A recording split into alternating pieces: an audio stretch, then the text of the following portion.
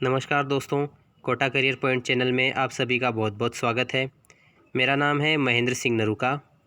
आज के इस वीडियो लेक्चर में मैं आपके साथ डिस्कस करना चाहूँगा राजनीतिक आंदोलन 1857 से 1919 के बीच में, that is political movement from 1857 to 1919। इस वीडियो के बाद में आप सभी को दो बातें मुख्य तौर पर समझ में आ जाएंगी। एक, इंडियन नेशनल कांग्रेस के बारे में। दूसरा, 1858 के बाद राजनीतिक चेतना का प्रसार के बारे में। It means you will easily understand after this video two basic topics, that is formation of Indian National Congress and the spread of political awareness after the year 1858. So you are requested to watch this video till the last minute. So let's start the first topic, political movement starting from 1857 till 1919. 1857 के स्वतंत्रता संघर्ष की असफलता के बाद में भारत में freedom struggle की लीडरशिप अब भारत के सभी भागों में आधुनिक शिक्षा प्राप्त करने वाले लैंडलॉर्ड्स और संपन्न वर्ग के हाथों में आ गई थी। Means the leadership for freedom struggle it came under the aristocrats, जो काफ़ी प्रभावशाली लोग थे, अमीर लोग थे, और एजुकेटेड पीपल यानी कि पढ़े लिखे लोग उनके हाथों में आ गए। ये वर्ग अपनी मांगों के लिए संसद को रिमाइंडर लेटर्स यानी स्मरण पत्र, प्रार्थना पत्र यानी रिक्वेस्ट लेटर्स देते थे। साथ ही देश के लिए पढ़े लिखे लोगों को ऑर्गेनाइज करने का काम करते थे, एक मंच पर लाने का काम करते थे। अंग्रेज़ों द्वारा वर्तमान काल में कर रहे शोषण की जानकारी देकर ये लोगों को जागृत कर रहे थे, अवेयर कर रहे थे। इस टाइम पीरियड की शुरुआती लोग, जो शुरुआती लीडरशिप थी, ये क्या चाहते थे कि इंग्लैंड के उदारवादी मॉडरेट्स ऑफ इंग्लैंड उनको कन्विंस करें, उनको समझाए जाएं भारत की वस्तु स्थिति यानी actual position of India, Bharat की आकांक्षाओं यानी एस्पिरेशंस ऑफ इंडिया, तथा भारत में संवैधानिक और प्रशासनिक सुधार यानी constitutional and administrative changes, administrative and constitutional reforms in India, वो लेकर आएँ। तो इन सब चीज़ों के साथ ही अंग्रेज़ों द्वारा किए जाने वाले शोषण, अत्याचारों की जानकारी ज़्यादा से ज़्यादा लोगों तक देकर आंदोलन का विस्तार करना चाहते थे और ये देश के सभी लोगों में अवेयरनेस स्प्रेड करना चाहते थे फ्रॉम ऑल ओवर इंडिया। ऐसा करके ये भारत की आज़ादी का मार्ग रखना चाहते थे। तो इसी में आगे वाली स्लाइड्स में हम बात करेंगे spread of political awareness after 1858। तो पॉलिटिकल अवेयरनेस कह दो या पॉलिटिकल रेनाइसेंस कह दो, 1858 के बाद में इसका प्रचार होता है, इसका विस्तार होता है। इसके पीछे कई कारण हैं। The first reason being increasing ambitions of Indians in civil services. देखिए क्या होता है कि इंडियंस की धीरे धीरे अब राजनीतिक आकांक्षाएं बढ़ने लगी थी, पॉलिटिकल एस्पिरेशंस बढ़ने लगी थी, एम्बिशियस होने लग गए थे। सिविल सर्विसेज में वो सिर्फ पास ही नहीं होना चाहते थे, बल्कि सिविल सर्विसेज को कंट्रोल करना चाहते थे। इतना ही नहीं, there was a demand for responsible elected government started. लोगों में एक मांग उठी कि हमारे देश में एक जिम्मेदार चुनी हुई सरकार होनी चाहिए। तो मतलब भारत के अंदर जनता के द्वारा चुनी हुई और उसके प्रति रेस्पॉन्सिबल गवर्नमेंट की मांग की जाने लगी। ज़्यादा से ज़्यादा लोग कहने लगे कि जैसे यूरोपियन कंट्रीज़ के अंदर एक रेस्पॉन्सिबल, एक उत्तरदायी सरकार है, वैसी की वैसी हमारे भारत में भी होनी चाहिए। 1868 में बंगाल का एक अखबार था, प्रमुख अखबार, जिसका नाम था हिंदू पैट्रियट। तो उसका एक संपादक था क्रिस्टो दास पाल। उसने एक ऐसी मांग रखी थी, क्या है कि 1874 में स्वराज्य नाम के अखबार में एक आर्टिकल छपा। उस आर्टिकल में बात थी constitutional form of government should be established in India. 1874 में उन्होंने भारत के लिए स्वराज्य शीर्षक से लिखे लेख में भारतीयों द्वारा भारतीयों के लिए एक संवैधानिक सरकार, इट मीन्स कॉन्स्टिट्यूशनल गवर्नमेंट के प्रारंभ की बात की थी, यानी कि ज़्यादा से ज़्यादा अंग्रेज़ों के खिलाफ लामबंदी होने लग गई, मोबिलाइजेशन होने लग गया। स्कॉलर्स, इंटेलेक्चुअल्स यानी विद्वान लोग बंगाल से, उन्होंने एक संस्था का निर्माण किया जिसका नाम है इंडियन लीग। 1875 में, 1858 में किया था, ताकि पॉलिटिकल एम्बिशंस अचीव हो सके। तो उस समय जो भी पॉलिटिकल ऑर्गेनाइजेशंस इंडिया में थे, वे इस प्रकार की प्रोग्रेसिव डिमांड, प्रगतिशील मांग यानी प्रोग्रेसिव डिमांड और उसके लिए स्ट्रगल करने के लिए तैयार नहीं थे। तो इसके लिए बंगाल के कुछ विद्वान लोग आगे आए। बंगाल के कुछ एक्सपर्ट्स, इंटेलेक्चुअल्स, स्कॉलर्स, उन्होंने 1875 में इंडियन लीग की स्थापना करके इस उद्देश्य को पूरा करने की कोशिश की थी। अब इसका ऑब्जेक्टिव्स क्या था? इसका ऑब्जेक्टिव्स ये था कि भारतीय लोगों में नेशनलिज्म का भाव पैदा हो, राष्ट्रवाद का भाव पैदा हो।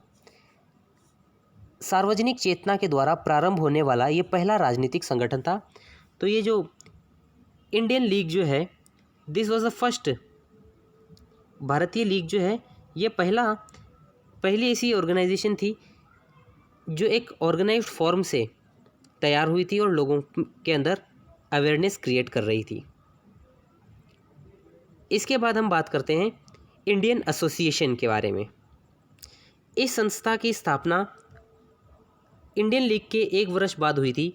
It means 1876 Indian association was formed. और ये संस्था जो है सुरेंद्र नाथ बैनर्जी की लीडरशिप में हुई थी, जो कि एक पढ़े लिखे विद्वान व्यक्ति थे। कलकत्ता के अल्बर्ट हॉल में इन्होंने इसकी प्रेसिडेंटशिप की थी, यानी कि चेयरमैनशिप इनके हाथों में थी, अध्यक्षता थी इनके हाथों में। देखो क्या होता है कि लगभग 800 प्रमुख लोगों ने इसमें भाग लिया, जिसमें यह तय हुआ कि ये ऑर्गेनाइजेशन उन लोगों को सामने लाएगी, उन लोगों को एक प्लेटफॉर्म पर लाएगी जो सिमिलर पॉलिटिकल थॉट्स रखते हैं, और वो ये चाहते हैं कि इंडिया में आगे करना क्या है, इंडिया का फ्यूचर कैसे तय किया जाना है, इसके बारे में इन लोगों में ऐसी विचारधारा थी। तो इस संगठन के माध्यम से राजनीतिक विचार रखने वाले लोगों को एक मंच पर लाया जाएगा, सामान्य जनता को संगठित किया जाएगा। So it was decided in the meeting in which 800 major peoples were there. They decided that similar thought process people should be collected at one place, at one platform, and they will decide the future of the country. और इसके बाद में शुरुआत होती है Indian national Congress की। तो अगली स्लाइड में जानते हैं इंडियन नेशनल कांग्रेस के बारे में। इंडियन नेशनल कांग्रेस जो है 1885 के अंदर शुरू हुई थी और इसकी स्थापना की थी इस व्यक्ति ने, जिसका नाम है एलन ऑक्टेवियन ह्यूम्स। सो एलन ऑक्टेवियन ह्यूम के बारे में जान लेते हैं, कौन थे ये व्यक्ति। ये एक अंग्रेज व्यक्ति थे जिन्होंने इंडियन सिविल सर्विसेज में, ICS में काम किया था और रिटायर हो चुके थे। अब इंडियन सिविल सर्विसेज क्या है? आज के समय में इसे एब्रीवेटेड फॉर्म में IAS करके जाना जाता है। तो आप इसे समझिए कि मॉडर्न डे ये IAS व्यक्ति थे। भारतीय सिविल सेवा के सेवानिवृत्त अधिकारी एलन ऑक्टेवियन ह्यूम, इन्होंने 1858 में इसकी स्थापना की थी, इंडियन नेशनल कांग्रेस की। अब इसकी स्थापना के पीछे कई वजह थी। There were many objectives were there behind its formation. Objectives क्या थी? तो इसकी स्थापना के पीछे ब्रिटिश सरकार की सोच क्या थी? वो ये थी कि एक ऐसा ऑर्गेनाइजेशन बनाएं जिससे इंडियंस के मन में क्या चल रहा है इसकी जानकारी ब्रिटिश सरकार को मिलती रहे, यानी कि to know about the mindsets of the Indians. भारतीय लोगों के दिमाग में क्या चल रहा है, कहीं आंदोलन तो नहीं करेंगे, कहीं हड़तालें तो नहीं करेंगे। लाइकवाइज उनके माइंडसेट्स को पढ़ लेना, और वो तभी पढ़ा जा सकता था जब एक संगठन तैयार हो और जहाँ पर लोग अपने बातें रख सकें, साथ ही उन्हें एक ऐसा प्लेटफॉर्म देना जिसमें वो अपने भड़ास निकाल सके, they could went their anger. तो इससे अंग्रेज़ों को भारतीयों की जानकारी मिलती रही, साथ ही राजनीतिक नेताओं के मन की भड़ास निकल सके, उन्हें ऐसा एक प्लेटफॉर्म दिया। उन्हें अंग्रेजी शासन को हटाने के सशक्त प्रयास करने से भी रोका जा सके। मतलब अंग्रेज़ कभी भारत से हटे ही नहीं, इसलिए इंडियन नेशनल कांग्रेस की स्थापना की गई थी। वंस अगेन मैं अपनी बात को रिपीट करता हूँ, इंडियन नेशनल कांग्रेस बनाई इसीलिए था ताकि अंग्रेज़ों को भारत से कभी भागना पड़े ही नहीं, इसलिए इसकी स्थापना की गई। इसकी फर्स्ट मीटिंग जो है वो होती है मुंबई के गोकुलदास तेजपाल संस्कृत कॉलेज में, और डे होता है 28 दिसंबर 1885। हिस्ट्री के लिए खासा महत्व रखने वाला दिन 28 दिसंबर 1885, भारतीय इतिहास का वो खास दिन जिस दिन एक बड़ी पार्टी बनी और आज भी देश की एक नेशनल पार्टी है इंडियन नेशनल कांग्रेस। इसके अध्यक्ष बने व्योमेश चंद्र बैनर्जी। जगह बनी मुंबई की Gokuldas Tejpal Sanskrit college. First meeting हुई और इस मीटिंग में 72 रिप्रेजेंटेटिव्स ने भाग लिया, 72 प्रतिनिधियों ने भाग लिया। अब इस अधिवेशन में कांग्रेस ने 4 ऑब्जेक्टिव्स रखी। अगेन ऑब्जेक्टिव्स रखी, तो पहले भी मैंने आपको ऑब्जेक्टिव्स के बारे में बताया, ये बेसिकली ब्रिटिशर्स की ऑब्जेक्टिव्स थी और यहाँ पर ये बेसिकली भारतीयों की ऑब्जेक्टिव्स थी। क्या ऑब्जेक्टिव्स थी कि राष्ट्र की उन्नति के लिए प्रयत्न में लगे लोगों को आपस में परिचित होने का अवसर देना, यानी to provide mutual interaction between the Indian leaders, आपसी सहयोग करें, आपस में बातें करें। फिर इसके बाद में to discuss programmes of upcoming years, आने वाले वर्षों में क्या प्लान है, किस तरह से काम करना है, उसके बारे में चर्चा करना। फिर keep full faith in British government and British parliament, यानी कि ब्रिटिश साम्राज्य के प्रति पूरी निष्ठा रखना, पूरी भक्ति रखना और इंग्लैंड की संसद द्वारा तय किए गए कानूनों सिद्धांतों के खिलाफ जाए बिना हमारे को काम करना है। तो आप समझ सकते हैं कि इसकी मंशा जो है वो कहीं ना कहीं देश को आज़ाद कराने की नहीं है। फिर इसके बाद में ऐसा माना गया है कि this organisation would take the indirect form of British parliament, यानी कि इनडायरेक्ट रूप से ये भारतीय नेशनल कांग्रेस जो है ये भारतीय संसद का रूप ग्रहण करेगा तथा इस बात का भी उचित जवाब देगा, इस बात का भी एक प्रॉपर आंसर देगा कि अंग्रेज़ों की ये सोच, क्या सोच कि भारत के चुने हुए प्रतिनिधि, भारत के चुने हुए लोग एडमिनिस्ट्रेशन नहीं कर सकते, गवर्नमेंट नहीं चला सकते क्योंकि उनके पास एबिलिटी नहीं है। तो इस सोच को टक्कर देने के लिए भी ऐसा कहा गया है। कांग्रेस के काल को 2 चरणों में बांटा जा सकता है, 2 पीरियड्स में बांटा जा सकता है बेसिकली। तो वो 2 पीरियड, एक का नाम है फर्स्ट स्टेज 1885 से लेकर 1905 तक, जिसे मॉडरेट पॉलिटिक्स कहते हैं या पॉलिटिकल बेगरी कहते हैं, और दूसरा है 1905 से 1919 का टाइम पीरियड, जिसे एक्सट्रीमिस्ट पॉलिटिक्स कहते हैं या फिर एक्सट्रीमिस्ट नेशनल मूवमेंट भी कहते हैं। ये 1905 से लेकर 1920 के बीच में चला। तो आइए इन्हीं के बारे में बात करते हैं एक एक करके।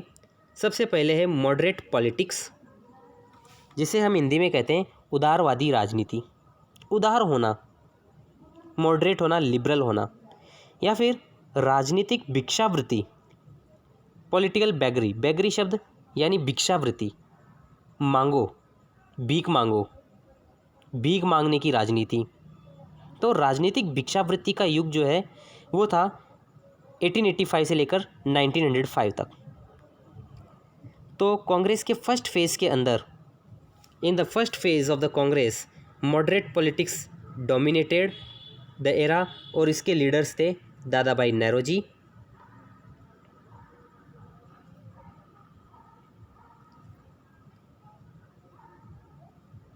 फिरोज शाह मेहता, इसके अलावा दिनशॉ वाचा, व्योमेश चंद्र चटर्जी, सुरेंद्रनाथ बैनर्जी, ये कांग्रेस की राजनीति में छाए हुए थे। They were the dominating people in the Congress party.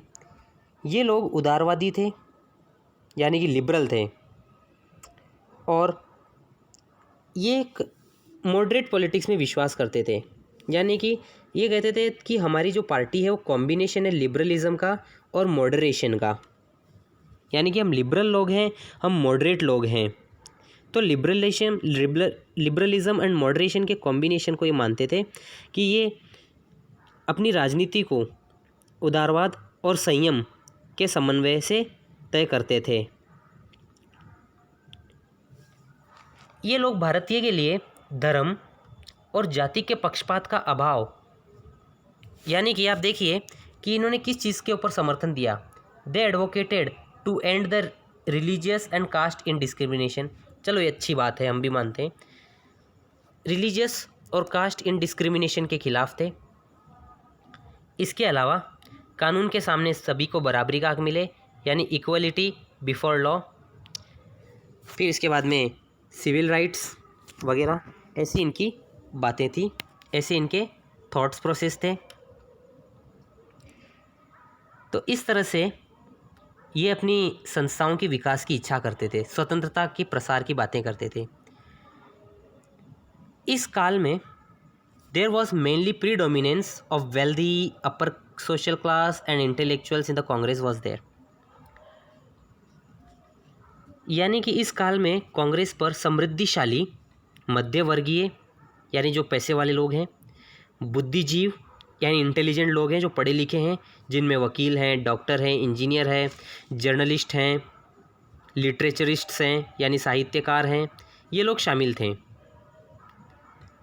और इस काल में आने वाले लोग अधिकतर जो थे बड़े बड़े शहरों से थे, जिनका जन साधारण से कोई संपर्क नहीं था, ग्रामीण बैकग्राउंड बिल्कुल नहीं था। तो उदारवादी अंग्रेजी साम्राज्य के बने रहने के लिए इन्होंने कोशिश की, कहा कि उसको हमारे देश में अंग्रेज़ों का रूल रहना चाहिए। This people were of believe that the presence of British rule in India should be there. Bharat में रहना चाहिए अंग्रेज़ों का rule. They just demanded certain concession rather than independence. इन्होंने कभी स्वतंत्रता चाहिए नहीं थी, इनको कभी स्वतंत्रता चाहिए ही नहीं थी। इनका ऐसा मानना था कि भारत अभी स्वतंत्रता होने के लिए पूरी तरह से प्रिपेयर नहीं है। ये ऐसा मानते थे कि अंग्रेज़ अगर यहाँ से चले गए तो अव्यवस्था फैल जाएगी देश में, इसलिए अंग्रेज़ों का यहाँ पर रहना चाहिए, अंग्रेज़ों का रूल यहाँ पर होना चाहिए।